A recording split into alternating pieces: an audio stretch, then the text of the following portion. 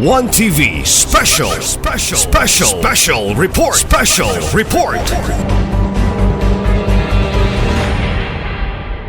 ChatGPT. Okay? Make it fun and experiential. Experimental. Keep presentations positive. Use games, skits, or creative formats to discover your unique style without pressure. So, crafting your message, clarity, and storytelling. Pwede kang, una nimong himuon is to know your audience. Kinsa may akong audience.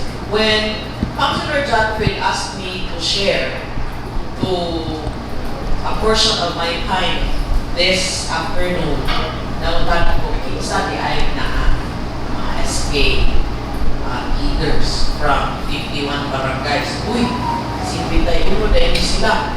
Dayon, mag-unsa po ni sila. I even jokingly said, mag-unsa dahil mo pons ang iaway mo. This is youth leadership training, the youth training and education program. So, know your audience. Kinsa man ni sila? Mga youth leaders. So, structure your speech. You can even use storytelling in order to develop your message. Essential public speaking techniques for SK leaders. Speak with clarity. Laruman na to ang atuang mensahe. Tungod kay itulbaan, pag ana sa tunga, pas-pas ka na istorya, oy, murag igukod o Doberman, pas-pas ka na istorya. Use clear, measure pacing, and avoid jargon. Kanang mga words nga legal, legalese, kanang maggamit ta og mga words nga nasabtan po nato. Sayon sakton. Your message should be understood by everyone, from youth to elders. Command with body language. Stand tall. Make genuine contact. Napo po yung speaker sa una nga, nagitaan na. Dili mo eye contact. Kuha siya ng tanan. Dito sa good afternoon everyone. Kaya mo na siya, uy, hangal magtuang sa. Kung sa atong nagtanaw, kung gitubaan, lugoy na siya. Stand tall. Make genuine eye contact. And use purposeful gestures. Your physical presence reinforces your words. When we would like to convince our leaders to support our advocacies, how do you think kung sa'y tuno na to sa ato ang pag-istorya? Of course, ang ato ang tuno kanang makakumbinsi. You are asking for your time. You are asking the time na maka-explain ka. O niya, pagsulod rin mo sa opisina ni Councilor John Phil, pwede ko makikistorya niyo. Is that the right thing to do? Eh, ako, pauli sa inyo. Labuti ko sa kagitan.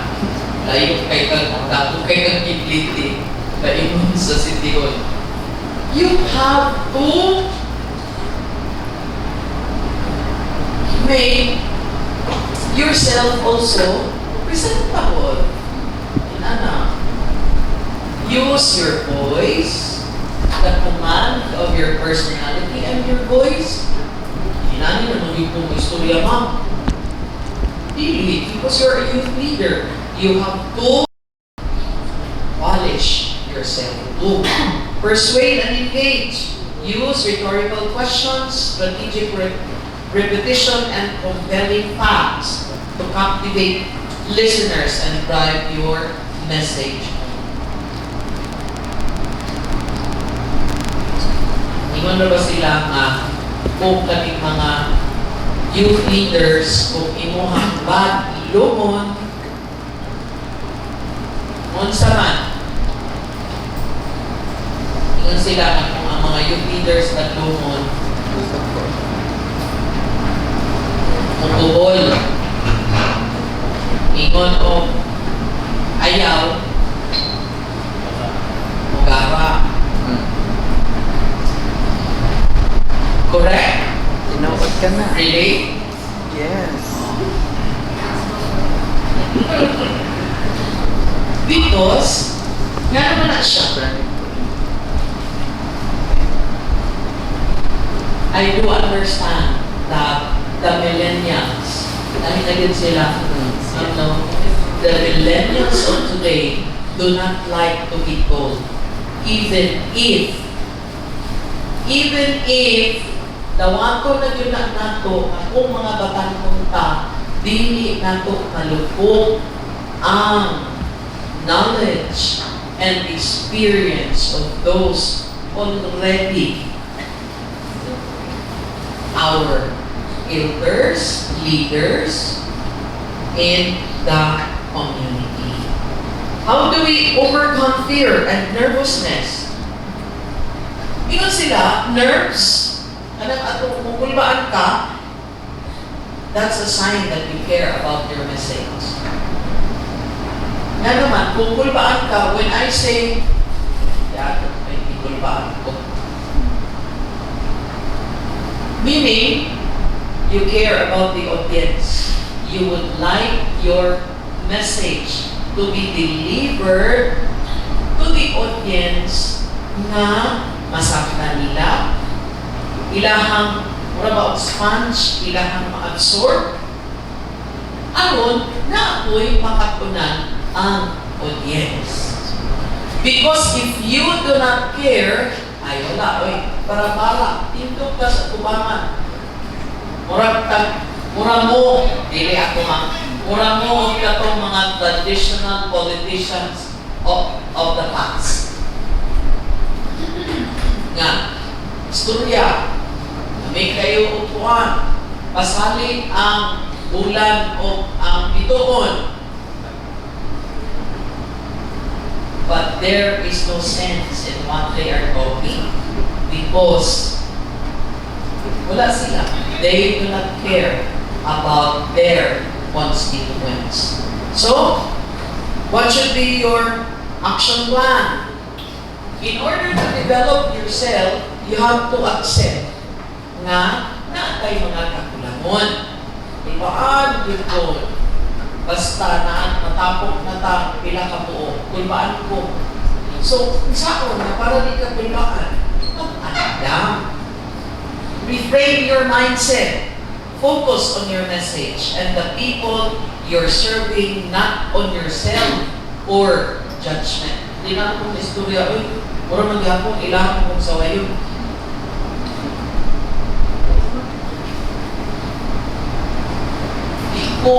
Di ko istorya, uy, mga hinawayon, kaya ng mga SK na naakaroon. Or, when there is also overconfidence, the SK lang ito, na, sila kayo mo sa istorya. So, you have to prepare thoroughly. Rehearse multiple times.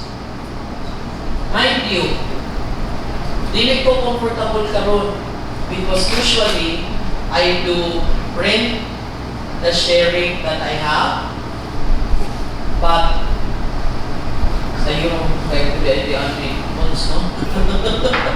Wala na nato di siya na print, but it is usually my drill na kung nako'y invitation ng mga imanani, i-print para mabasa. Okay. Anticipate questions. Makatubag ka ng punta kung na mga pangpana. Wala lang labot yun ang kwarta. Kana lang ang anuang samutan daan. And know your material inside and out. Know your material. Kung pangutanon ka, you talk about leadership. Kung pangutanon ka, you're supposed to know that. Pareha na anak, kung libakon ka dyan si Sir Edgel. Ano si Sir Edgel? If invited. Pangutanon na to siya kahit ang BILG. Kunya, di siya katubak. Di ba? Meaning, the authority that we are expecting him to be, na-fail siya. Though we understand na dili po niya yun kanikuan, but expected, you're from the ILG, you have to know that.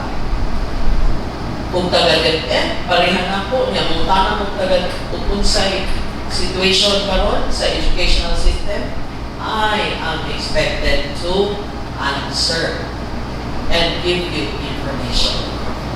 Oh. Kung naimamatanan karon, naapa ba yung senior high school? Kanaka ba yun mo kaning very controversial question.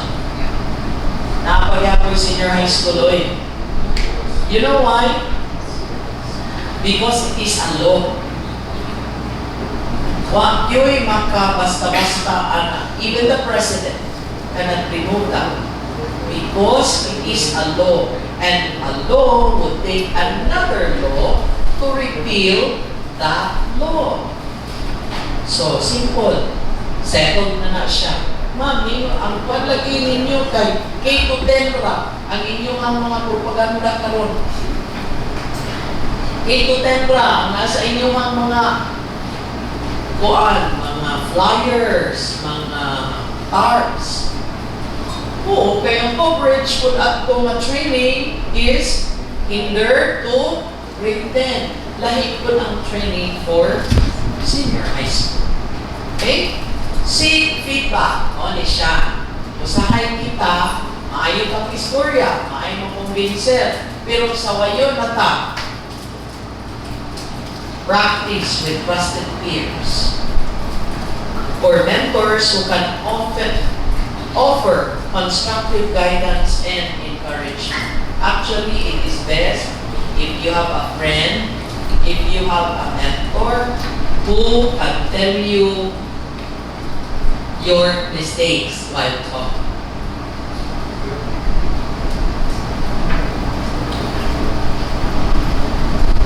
I was told once dahil ang imong pronunciation sa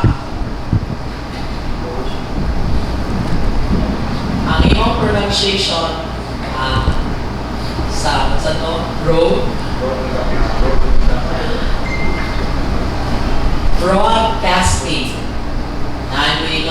broadcasting brewed coffee di na maong kanang sa DepEd yun when we say award or mabot na usahay makadungog ko sa mga leaders. Yes ma'am, it's award naman yung mga awardees. No, because when you say awardees, you say award di ay dili man, you say award. So it is our needs. Dili kay our. So I was corrected during my time as a broadcaster before. May kinakong istorya. That's a rendition from Liberace. Di ko kalimot anak na kanituan performer. That's a rendition of the song from Liberace. Tawagan ko sa akong manager. Paano mo sinabi yun? Ano po? Liberace. Liberace imong mata. Ano po? Liberace. Dahil siya. Pareha ng Francois. Na siya. Saan na siya pag-istorya? Saan na siya pagbasa? Francois. It's Francois. Alay, pagutang sa ilang Francois. literature. Wala siya. We have to know that because teacher and host dito sa Cagayan de Oro, yaningon siya piece a piece. As leaders, when we talk in front, we should know it is vis-a-vis. Dapat po, at mga siyang kunan na ay youth leader na mo sa una, mangingon o sakit. We will be distributing sakit. Ha? Sagot? Sagot ko? Uy, Ginoo ko, sa shame na yan.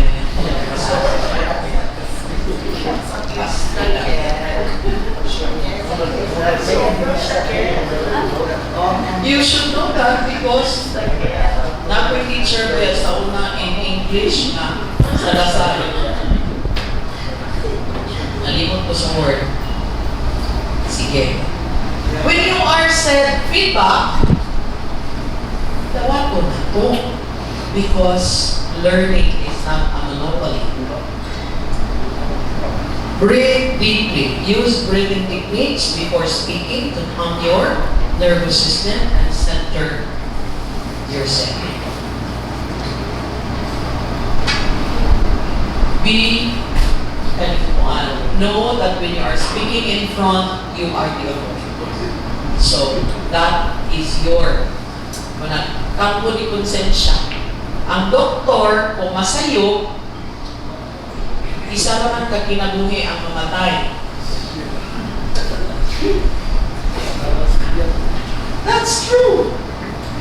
Ang doktor kung masayo, isa na may na-affected. When a speaker or a teacher masayo, pinakabata ang na-misinform. Taghan.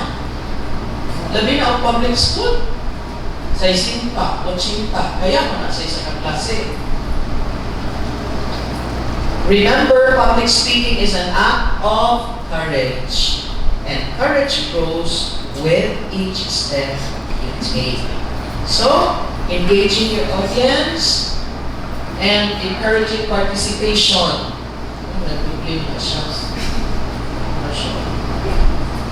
Foster environments where youth feel safe to express ideas. Sometimes, young as we are, hindi na ito maminaw ng mga bata, no? Kanang mga second liners ninyo ba? We do not like to listen. Bata pa na. Huwag pa na sila yung nabuot. Huwag pa na sila yung buwan. In the same way as ang inyong mga leaders, ang mga escape, that alas na sila dito sa page, makaliguan na, limpay na sila. Or, suportahin na ng ilang basketball sa 51 kabarangay, pagulaan na sila, tutob sa ilang pagluod, tapos declare champion. But, di anak natatakot. Use interactive techniques, ask open-minded questions, invite diverse opinions, and encourage genuine dialogue that values every voice. Lahi ang concern sa mga kababaihan na SK, lahi po sa mga kalalakihan o sa dili tayo mga lalaki. And we have to respect that.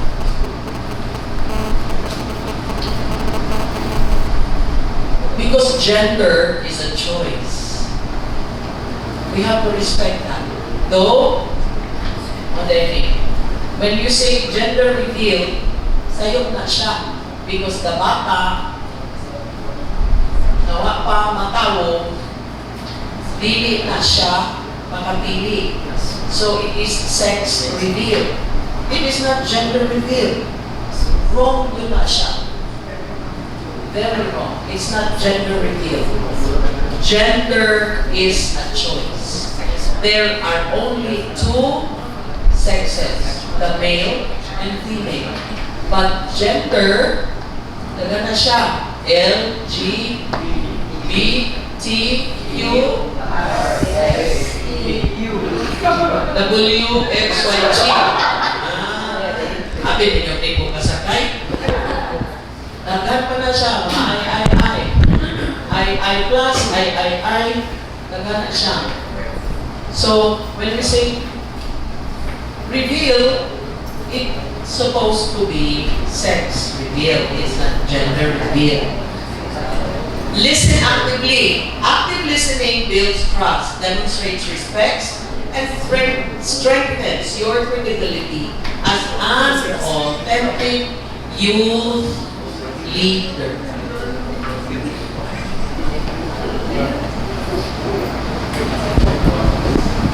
Okay? Sige. Sulod-sulod. Lamos sa kusina. Nanti si Asi. Asi, bigay sa'yo. Aliganin mga friends. Real world application. Right? Di naman kinakaligayan. SK leaders naman mo, SK presidents from your respective barangays. Say, mga plano na to, mga friends. Bahala na mo kung sa inyo ang mga plano. Whatever your plans are, then you have to prepare yourselves. Put your skills into action. Use these opportunities to practice advocacy and civic engagement. Speak up on issues affecting the youth in your community. Lead community forums. Organize and facilitate youth days. Naka-youth assembly na ba mo? Sa inyong mga barangays? Sa pwede yung ang key topic during your youth forum. Ha? Unsay common nga topic na to nga diskutanan during youth forum? Budget? Ano ninyo, no? Kailangan yung mga budget. Kunya, unsay igastuhan sa inyong budget? Inyong balay? Kalami. Ngayon sila, we should train our youth now because you are the second liners of our leaders in the community. Imagine na siya, kabugat anak.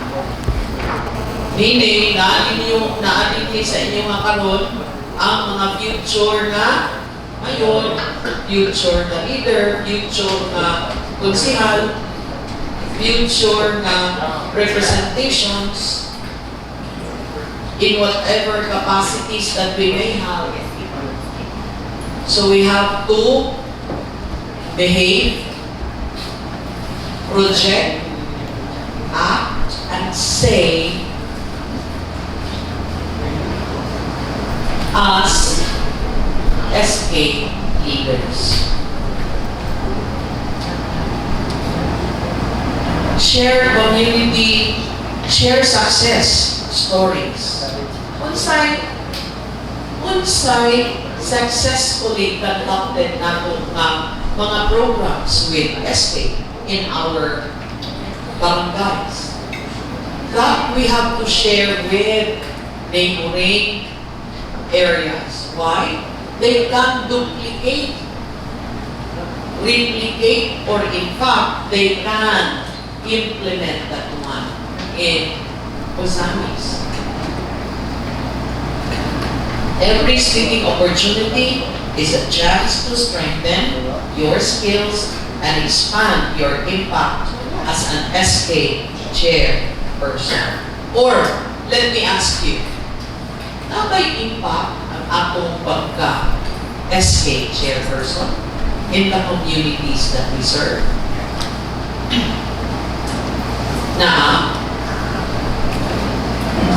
Na-impact? I hope you have.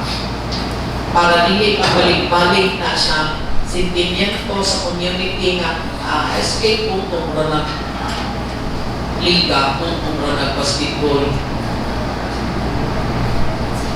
kung tungro na o Mr. and Miss. What have we improved in each of our communities? Ano bang konkreto na kung madumduman ka because we have not been in our place, they can say, uy, sa iyang-yang na escape, mo biyan niyang nahimo. Hinlo kayo ato ang areas. Nice kayo ang environment. Mahilig po sila mga kabataan nga mag-tree planting. Sige ako mag-tree planting.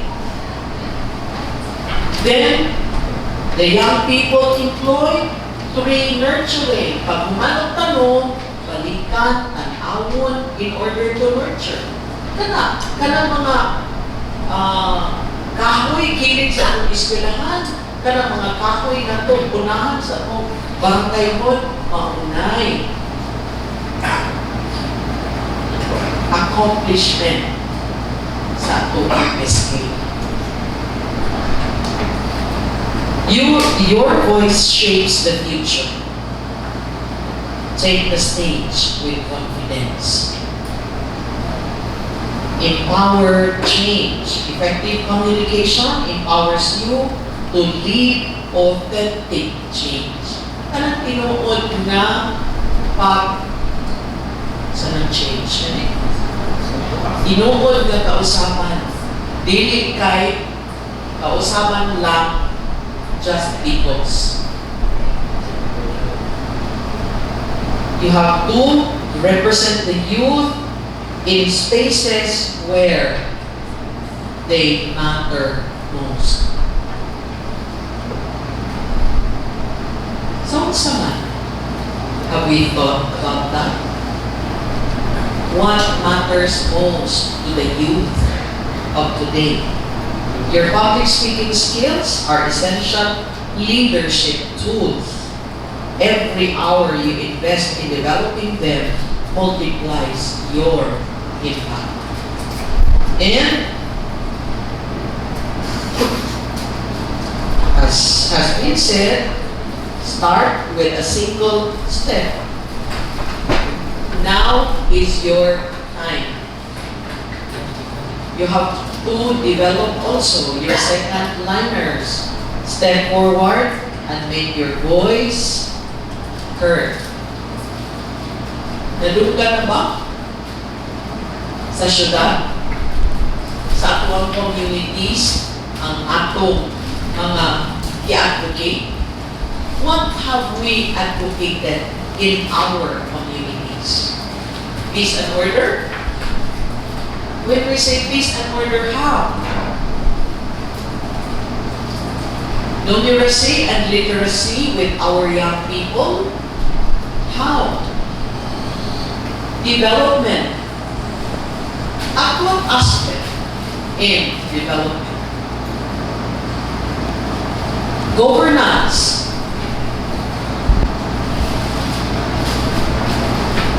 Naraw ba yung mga funding mo? Usahay, makikita mo liquidate. Dili sa paggasto. Dali ka ng bulwa. Pangayon mo ng mga resipos dati. There are SK organizations sa uban ng mga provinces na inana maoy nahitabo. Nahurot ang korta pero walay nakita sa pamilya. So what's the golden rule for SK leaders? Saman.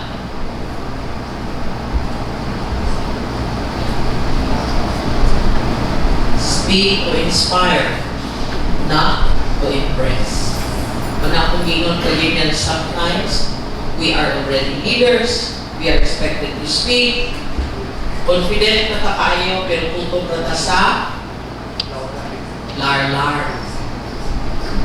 Lar mo lang may komenta, lar-lar pa more.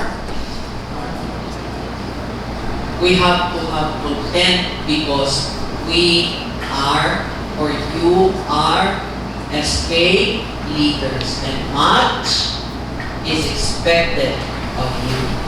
Listen to understand, not to reply. Usahay, kana lagi ang kabagmuan kamon sa mga batanon, dili kayo open to criticisms and corrections. Kaya maingon tayo na, isa mo na siyang sukian sa ako, you are overconfident. But time and again, let me remind you, kanang mga leaders, kanang